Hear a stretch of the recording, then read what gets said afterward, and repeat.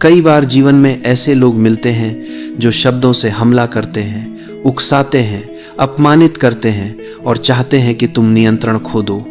वे चाहते हैं कि तुम गुस्से में आकर वही गलती करो जिसकी उन्हें उम्मीद है, ताकि वे तुम्हें आसानी से कमजोर साबित कर सकें। लेकिन कल्पना करो, अगर इसी क्षण तुम गुस्से से नहीं बल्कि गहरी बर्फ जैसी शांत ऊर्जा से प्रतिक्रिया दो। कल्पना करो, कोई तुम्हें चोट पहुंचाने वाले शब्द कहे और तुम न क्रोधित हो न टूटो, बल्कि भीतर एक हल्की सी मुस्कान महसूस करो। यही वह शक्ति है जो कुछ लोगों को साधारण भीड़ से अलग बनाती है। यही वह मानसिक नियंत्रण है जिसकी वजह से कुछ लोग हमेशा हर स्थिति में विजेता बनकर निकलते हैं। जब तुम समझते हो कि कोई व्यक्ति तुम्हें नीचे गिराने की कोशिश क्यों कर रहा है, तब उसका हमला अचानक अर्थहीन हो जाता है। हर शब्द, हर टीका, हर उलझन, इन सब के पीछे एक कारण छिपा होता है, और उस कारण को समझते ही तुम्हारा मन हमले से ऊपर उठ जाता है। कभी कभी हम सोचते हैं कि हमला हमारे बारे में है, हमारी कमी, हमारी गलती या हमारे मूल्य के बारे में है। लेकिन सच यह है कि अधिकांश हमले उस व्यक्ति के भीतर छिपे भय से उत्पन्न होते हैं। कई लोग आलोचना इसलिए करते हैं क्योंकि वे स्वयं को भीतर से छोटा महसूस करते हैं। कई लोग अपमान इसलिए करते हैं क्योंकि दूसरों की रोशनी उन्हें अपनी कमजोरी का एहसास दिलाती है। कुछ लोग उकसाते हैं क्योंकि उन्हें अपनी शक्ति कमजोर लगती है, इसलिए वे दूसरों के मन को हिलाकर नियंत्रण का भ्रम बनाते हैं। लेकिन जब तुम इस सत्य को पहचान लेते हो, तब हमले की दिशा उलट जाती है। अब वह तीर तुम्हारी ओर नहीं बल्कि उसके भीतर लौट जाता है। तुम समझ जाते हो कि सामने वाला व्यक्ति तुम्हारे बारे में नहीं बल्कि स्वयं के बारे में बोल रहा है। उसकी आवाज में छिपा डर, उसके शब्दों में छिपी चोट, उसकी कठोरता में छिपी कमजोरी सब स्पष्ट हो जाता है। और यही वह क्षण है जहां तुम्हारा मन अचानक शांत हो जाता है। तुम्हें एहसास होता है कि तुम पर हमला नहीं हो रहा, बल्कि तुमसे अपेक्षा की जा रही है कि तुम प्रतिक्रिया दो। और जब तुम प्रतिक्रिया नहीं देते, तब सामने वाले की पूरी रणनीति ढह जाती है। इस दुनिया में सबसे बड़ी शक्ति वह व्यक्ति नहीं है जो सबसे ज्यादा बोलता है, बल्कि वह है जो सबसे उचित क्षण पर चुप रहता है। मौन कभी कभी शब्दों से भी तीखा हथियार बन जाता है। जब तुम शांत हो जाते हो, तुम भीतर की ऊर्जा बचाते हो। जब तुम प्रतिक्रिया नहीं देते, तुम स्थिति का कंट्रोल अपने हाथ में ले लेते हो। शांत रहने का अर्थ यह नहीं कि तुम कमजोर हो। शांत रहने का अर्थ है तुम्हें पता है कि कौन सी लड़ाई तुम्हारे स्तर की नहीं। जो व्यक्ति अपने मन को नियंत्रित कर लेता है, वह परिस्थिति को भी नियंत्रित कर लेता है। शांत व्यक्ति को कोई हरा नहीं सकता, क्योंकि वह किसी बात पर टूटता नहीं, बिखरता नहीं। उसके भीतर एक दृढ़ता होती है जो बाहर के तूफान को भी शांत कर देती है। जब तुम किसी के शाब्दिक हमले को अपने भीतर जगह ही नहीं देते, तब वह हमला हवा में खो जाता है। इसमें तुम्हारी जीत है बिना बोले, बिना लड़े, बिना ऊर्जा गंवाए।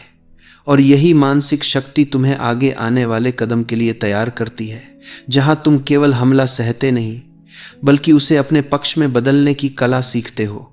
जब तुम शांत रहकर सामने वाले के शब्दों का प्रभाव अपने भीतर प्रवेश नहीं करने देते, तब असली खेल शुरू होता है।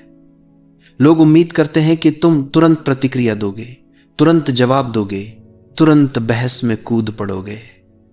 लेकिन जब उन्हें ऐसा कुछ नहीं मिलता, तो उनके भीतर बेचैनी फैलने लगती है। उनके भीतर उठती असुरक्षा अचानक से सतह पर आ जाती है। वे समझ नहीं पाते कि उनकी आक्रामकता का असर क्यों नहीं हुआ। यही तुम्हारा पहला मानसिक विजय बिंदु होता है। इस क्षण में तुम एक साधारण व्यक्ति से हटकर एक दृढ़ और गहरे व्यक्ति में बदलने लगते हो। तुम्हारी शांति सामने वाले के मन का दर्पण बन जाती है। उनके भीतर जो अस्थिरता है वही उनकी आंखों में दिखने लगती है। वे तुम्हें हिलाने आए थे पर खुद हिलने लगते हैं। शांत रहने का अर्थ यह नहीं कि तुम परिस्थिति को नजरअंदाज कर रहे हो। इसका अर्थ यह है कि तुम परिस्थिति को समझ रहे हो पर उसे अपने भीतर प्रवेश नहीं करने दे रहे। यह एक ऊंचा मानसिक स्तर है जहां तुम प्रतिक्रिया नहीं बल्कि निरीक्षण करते हो।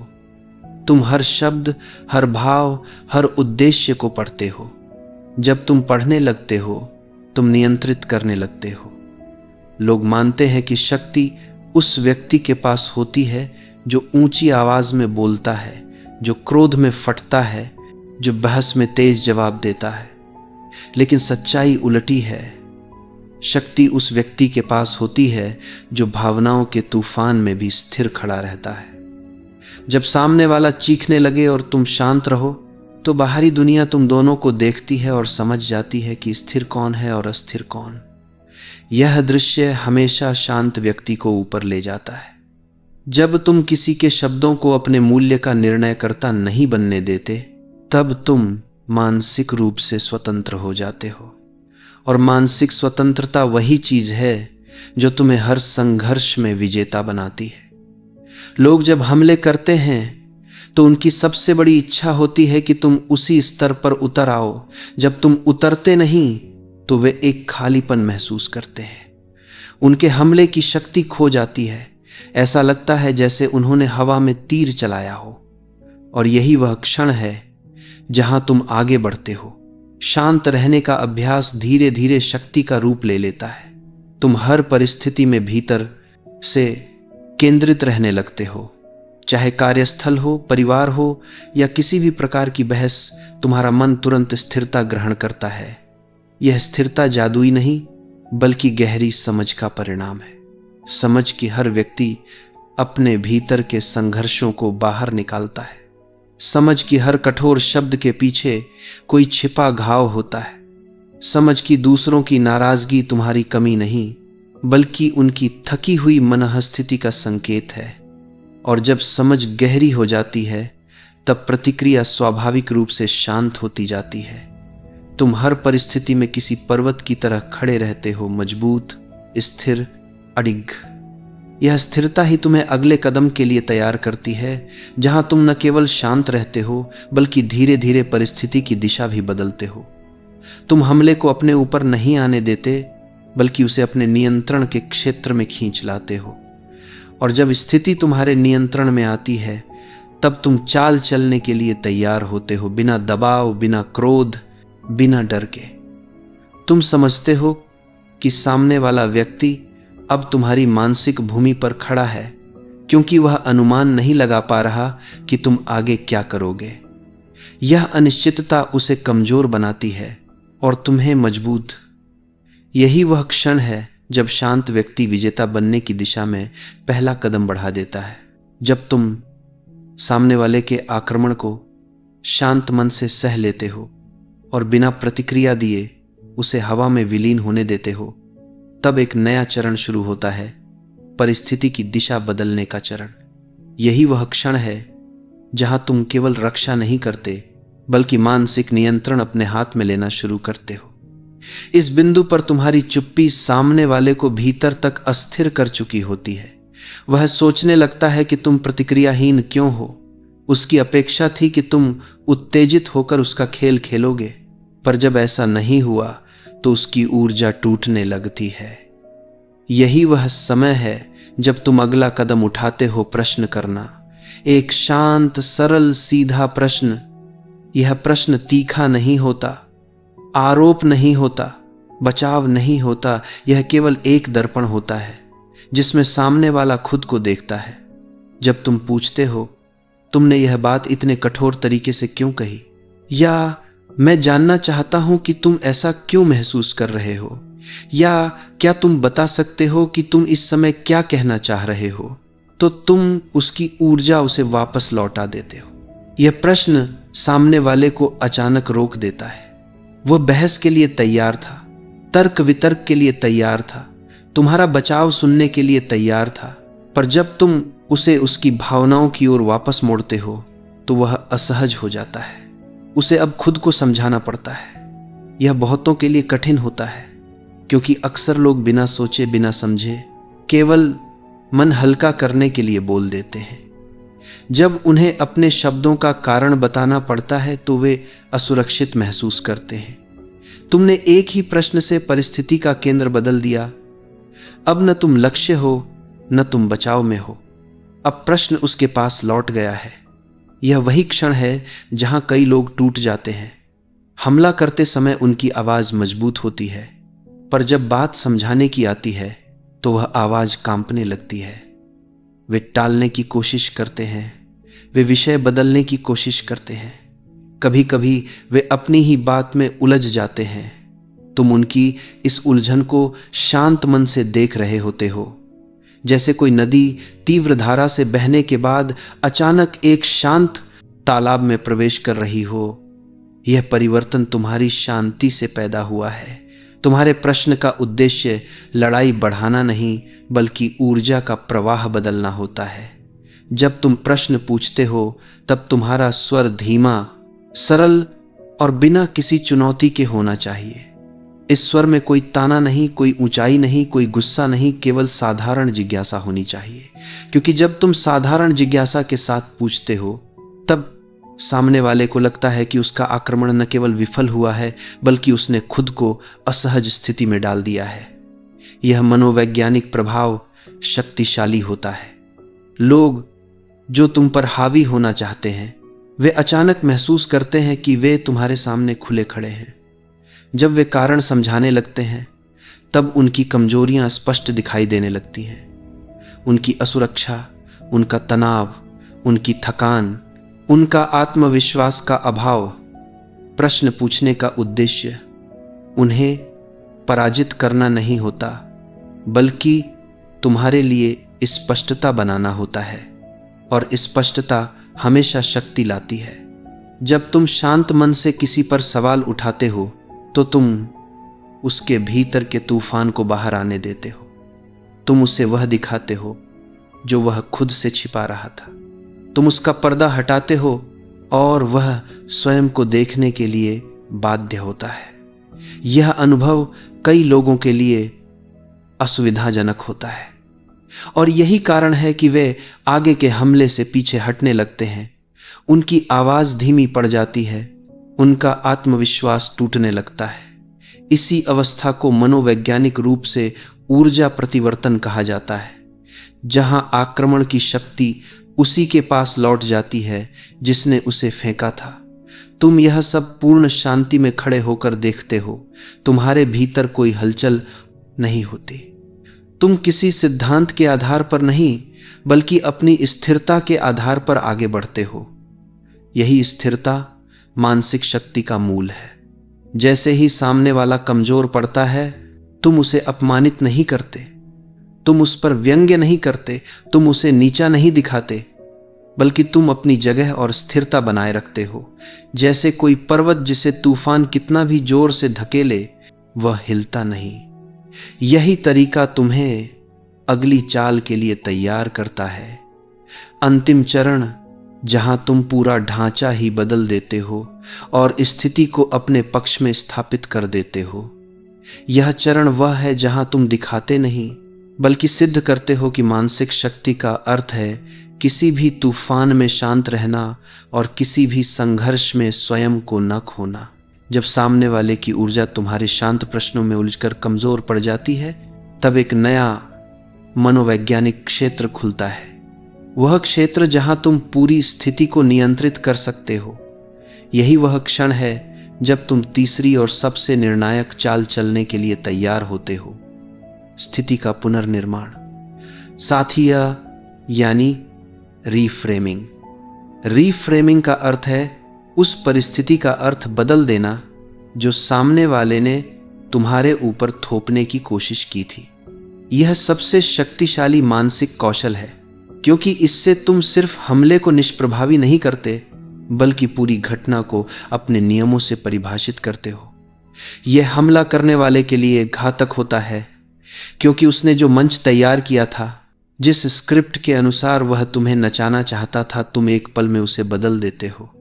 तुम अपने समीकरण बनाते हो, अपनी भाषा बनाते हो, और वह व्यक्ति जो अभी तक सोच रहा था कि तुम्हें नियंत्रित कर रहा है, वही तुम्हारे ढांचे में फंस जाता है।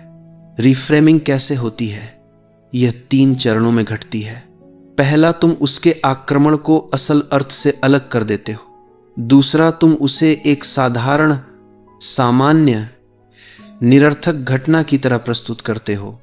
तीसरा, तुम बातचीत को अपनी दिशा में मोड़ देते हो। चलो इसे गहराई से समझते हैं। जब कोई तुम्हें कठोर शब्द कहता है, आपकी आलोचना करता है या आपका अपमान करने की कोशिश करता है, वह चाहता है कि तुम स्वयं को छोटा, गलत या असहाय महसूस करो। यह उसका फ्रेम है।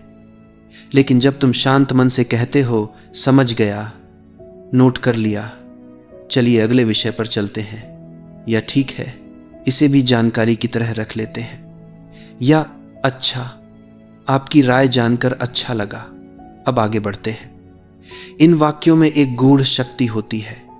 वे हमले को नगण्य बना देते हैं। यहां तुमने न तो अपनी गलती मानी, न किसी बहस में पड़े, न खुद को साबित करने की कोशिश की। तुमने बस स्पष्ट संदेश दिया, तुम्हारे शब्द मेरे लिए निर्णय नहीं, सिर्फ एक तथ्य है।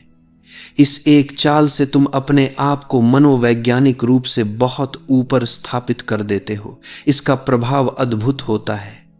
सामने वाले के भीतर अचानक खालीपन पैदा होता है। वह सोचता है, क्या मेरा हमला इतना तुच्छ था? क्या यह सच में उस पर असर नहीं कर पाया? क्या मैं ही अकेला हूं जो परेशान लग रहा हूं? तुमने उसे उसकी ही भावनाओं में फंसा दिया है, जबकि तुम उससे पूरी तरह बाहर निकल चुके हो। यही शक्ति है रिफ्रेमिंग की। यह मन को शांत नहीं बल्कि अजेय बनाती है। रिफ्रेमिंग का दूसरा लाभ यह है कि यह तुम्हें तुरंत स्थिति का वरिष्ठ बनाती है, मनोवैज्ञानिक, सामाजिक और भावनात्मक स्तर पर। तुमने उसे दिखा दिया कि तुम्हारी मानसिक दुनिया में उसका हमला केवल एक छोटी सी धूल का कण है जिसे उठाकर हवा में उड़ा दिया गया। लेकिन रिफ्रेमिंग का असली जादू तब दिखता है जब तुम इसे एक सम्मानजनक, शांत, परिपक्व स्वर में करते हो। तुम आक्रामक होकर जीतते नहीं, तुम शांत होकर जीतते हो। जब तुम कहते हो, ठीक है, इसे भी इनपुट की तरह रख लिया। इस वाक्य में न तो गुस्सा है न तंज, पर फिर भी यह सबसे बड़ा वार है, क्योंकि यह उसकी पूरी कोशिश को अर्थहीन कर देता है। यह वह क्षण है जहां हमलावर समझ जाता है कि उसने अपनी सारी ताकत एक ऐसे दरवाजे पर लगा दी थी जो कभी खुलने वाला ही नहीं था। वह अब तुम पर दोबारा हमला करने से पहले सोचेगा, गहराई से सोचेगा, क्योंकि अब उसे पता है कि तुम न केवल स्थिर हो बल्कि स्थिति के निर्माता भी हो। तुम सिर्फ प्रतिक्रिया नहीं देते, तुम निर्णय लेते हो। रिफ्रेमिंग का तीसरा और सबसे महत्वपूर्ण हिस्सा है बातचीत को वहीं ले जाना जहां तुम चाहते हो। इसका अर्थ है कि तुम स्वयं को उस बातचीत के पायलट सीट पर रख दो। जैसा मैं कह रहा था, अब असली मुद्दे पर लौटते हो। ठीक है, अब मुख्य काम पर आते हैं। यह वाक्य केवल निर्देश नहीं होते, यह अधिकार का प्रदर्शन होते हैं। तुम दिखा रहे हो कि तुम ही वह व्यक्ति हो जो बातचीत को दिशा देता है।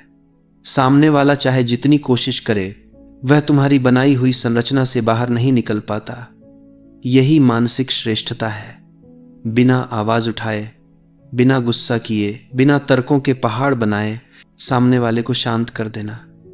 रिफ्रेमिंग वह चाल है जो तय करती है कि अंतिम शब्द किसका होगा, और जब अंतिम शब्द तुम्हारा होता है तो पूरी लड़ाई तुम्हारी होती है। यह चरण तुम्हें मनोवैज्ञानिक खेल का सम्राट बना देता है, क्योंकि तुमने सीखा कि शक्ति चिल्लाने में नहीं बल्कि शांत निर्णय लेने में होती है। यदि तुम तैयार हो तो अगले भाग में तुम सीखोगे कैसे यह पूरी पद्धति, शांत रहना, ऊर्जा मोड़ना और फ्रेम बदलना, तुम्हारी पहचान को ही बदल देता है और तुम ऐसे व्यक्ति बन जाते हो जिसे कोई हिला नहीं सकता। जब तुम रिफ्रेमिंग की कला पर अधिकार पा लेते हो, तब तुम्हारे भीतर एक ऐसा परिवर्तन शुरू होता है जो केवल व्यवहार तक सीमित नहीं रहता, बल्कि तुम्हारी पहचान, तुम्हारी आंतरिक शक्ति और तुम्हारी उपस्थिति को पूरी तरह बदल देता है। यह वह स्तर है जहां तुम केवल स्थितियों को नियंत्रित नहीं करते बल्कि अपनी मानसिक दुनिया के राजा बन जाते हो। अब तुम प्रतिक्रियाशील नहीं बल्कि रचनात्मक बन जाते हो। तुम परिस्थितियों को नहीं झेलते बल्कि उन्हें अपनी इच्छा के अनुसार मोड़ते हो।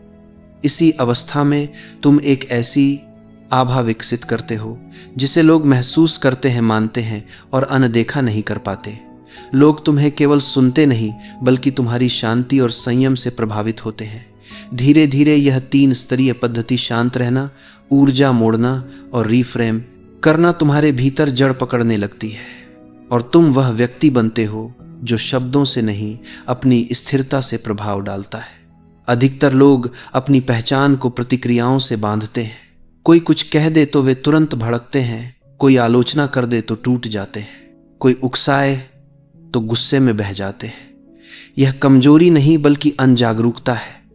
लेकिन जब तुम इस पद्धति का अभ्यास करते हो, तब पहले तुम बाहर से शांत दिखना सीखते हो, फिर भीतर से शांत होना सीखते हो। पहले तुम दूसरों के वाक्यों को रोकते हो, फिर दूसरों के प्रभाव को रोकते हो।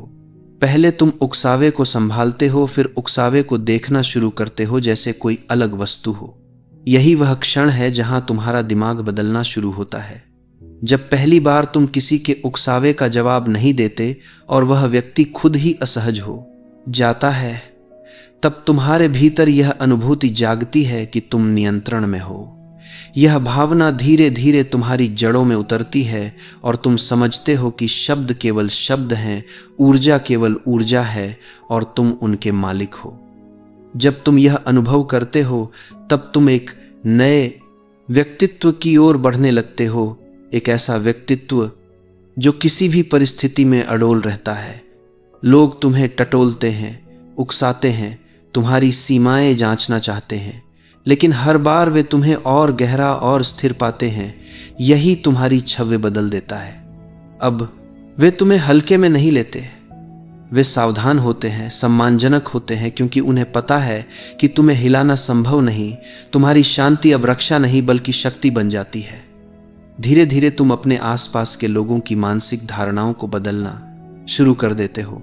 पहले वे सोचते हैं कि तुम शांत व्यक्ति हो, फिर उन्हें लगता है कि तुम समझदार हो, फिर वे इस निष्कर्ष पर पहुंचते हैं कि तुम शक्तिशाली हो और अंत में वे मान लेते हैं कि तुम्हारे साथ उलझना मूर्खता है। यह सब बिना किसी बहस, बिना किसी शोर और बिना किसी संघर्ष के होता है, सिर्फ संयम से। इस परिवर्तन का दूसरा पहलू तुम्हारे भीतर होता है। अब वे लोग जो पहले तुम्हें अस्थिर कर सकते थे, तुम्हारे लिए धुएं की तरह हो जाते हैं, दिखते हैं पर असर नहीं करते। उनकी बातों का भार अब तुम्हारे भीतर प्रवेश नहीं कर पाता। यही वह अवस्था है जिसे मनोविज्ञान में अचल मन कहा गया है। ऐसी अवस्था में व्यक्ति परिस्थितियों का दास नहीं रहता, बल्कि परिस्थितियां उसके निर्णयों के अनुसार चलने लगती हैं। अब तुम धीरे धीरे एक ऐसे व्यक्ति में बदल रहे हो जिसकी प्रतिक्रियाएं कम होती जाती हैं, लेकिन हर प्रतिक्रिया निर्णायक होती है। तुम बहुत कुछ बोलने वाले नहीं बल्कि बहुत कुछ बदलने वाले व्यक्ति बन जाते हो। यह परिवर्तन केवल सामाजिक नहीं बल्कि व्यक्तिगत है। तुम अब किसी भी परिस्थिति में अपने मन के स्वामी हो, और जब मन तुम्हारे नियंत्रण में है, तब दुनिया की कोई शक्ति तुम्हें बाधित नहीं कर सकती। अब तुम तैयार हो उस अंतिम भाग के लिए जहां तुम सीखोगे कि यह संपूर्ण मानसिक पद्धति केवल संघर्ष जीतने के लिए नहीं बल्कि तुम्हारी पूरी जीवन रणनीति को बदलने के लिए है।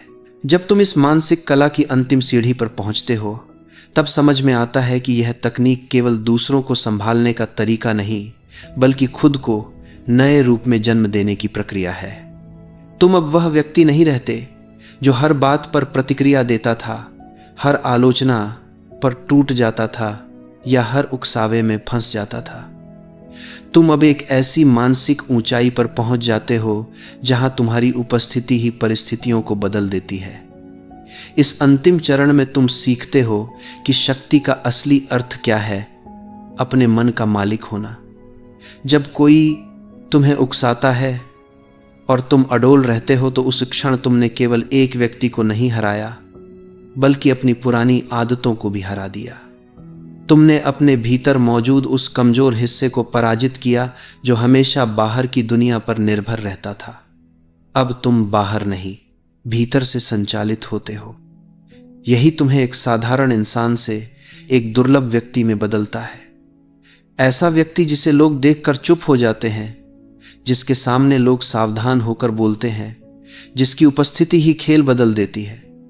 इसका कारण यह है कि तुमने उन 3 मानसिक स्तंभों को आत्मसात कर लिया है: शांत रहना, दिशा बदलना और कथा का नियंत्रण लेना। जब तुम इन्हें बार बार अभ्यास करते हो, तब तुम्हारा मन नई आदतें बनाना शुरू करता है। पहले तुम स्थिति को रोकते थे, अब तुम स्थिति को पढ़ना सीखते हो। पहले तुम सवाल पूछते थे, अब तुम लोगों के भीतर क्या चल रहा है यह महसूस करने लगते हो। पहले तुम हमले को मोड़ते थे, अब तुम हमले के आने से पहले ही हवा बदल देते हो। यह वह स्तर है जहां संवाद अब संघर्ष नहीं बल्कि खेल बन जाता है। दूसरे लोग बातों में भारी लगते हैं, लेकिन तुम ऊर्जा में भारी हो जाते हो। लोग शब्दों से लड़ते हैं, तुम अपनी स्थिरता से जीतते हो। इसी स्तर पर तुम यह भी समझते हो कि इस कला का उद्देश्य लोगों को हराना नहीं है, बल्कि अपनी मन स्थिति को इतना मजबूत बनाना है कि कोई भी तुम्हारे केंद्र को छू न सके। जब तुम इस अवस्था में पहुंचते हो, तब तुम किसी भी तनावपूर्ण परिस्थिति में संयमित रह सकते हो। कार्यालय की राजनीति, रिश्तों में उत्पन्न तनाव, परिवार के विवाद या अजनबियों की आक्रामकता, तुम्हारा शांत मन अब तुम्हारी ढाल नहीं बल्कि तुम्हारी तलवार बन चुका है, क्योंकि शांत मन सबसे तेज मन होता है। अब तुम निर्णय लेने में तेज हो जाते हो, वार्तालाप में सटीक हो जाते हो और परिस्थितियों को पढ़ने में लगभग अद्भुत हो जाते हो। लोग इसे प्राकृतिक बुद्धिमत्ता समझते हैं, पर यह नति बिहर में ज्यादा से बुद्धिमत्ता जन्मजात नहीं होती। यह तुम्हारी क्षमता है खुद को संचालित करने की। यही आत्मनियंत्रण धीरे धीरे आत्मशक्ति में बदल जाता है, और आत्मशक्ति तुम्हारे जीवन में वे दरवाजे खोलती है जो दूसरों के लिए हमेशा बंद रहते हैं। लोग अब तुम्हें एक सहनशील नहीं बल्कि एक स्थिर व्यक्ति के रूप में देखते हैं। स्थिरता शक्ति है, शक्ति आकर्षण है और आकर्षण प्रभाव पैदा करता है। यही प्रभाव धीरे धीरे तुम्हें उस व्यक्ति में बदल देता है जिसे लोग सुनते भी हैं और सम्मान भी करते हैं। महत्वपूर्ण यह है कि इस तकनीक का अंतिम उद्देश्य दूसरों पर विजय नहीं बल्कि स्वयं पर विजय है। जब तुम अपने भीतर के तूफानों को शांत कर लेते हो, तो बाहर की दुनिया का तूफान तुम्हें छू भी नहीं सकता। यही मानसिक स्वतंत्रता का असली अर्थ है। और जब तुम यहां पहुंच जाते हो, तब हर विवाद, हर आलोचना, हर आक्रमण तुम्हारे लिए एक अवसर बन जाता है, यह दिखाने का अवसर कि तुम कौन बन चुके हो। यही वह अंतिम अवस्था है जहां यह 3 स्तरीय पद्धति केवल एक तकनीक नहीं बल्कि जीवन जीने की एक नई शैली बन जाती है। और जिस दिन तुम इस शैली में निपुण हो जाते हो, उसी दिन तुम दूसरों के हमलों से नहीं बल्कि अपने भीतर की शक्ति से संचालित होने लगते हो। यही वास्तविक विजय है, निर्विरोध, निर्विवाद और निर्विकल्प।